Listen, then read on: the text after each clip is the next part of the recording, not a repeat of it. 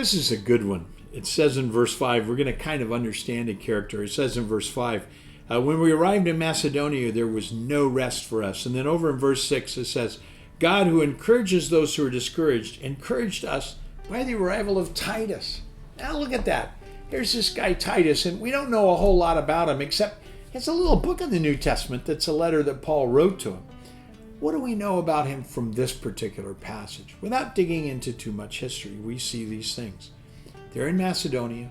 Things are tough. Having a hard time. They're struggling in different ways. But Titus arrives, and when he arrives, he brings change.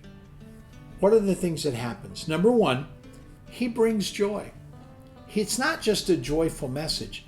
He just makes people happy. When he's there, people are happy, and everything gets better. When you get to a place, are people happy or sad? Do they cheer or do they jeer? Secondly, he not only brings joy with his presence, but he brings great news. And the news he brings is from Corinth, and it has to do with the possible sorting things out.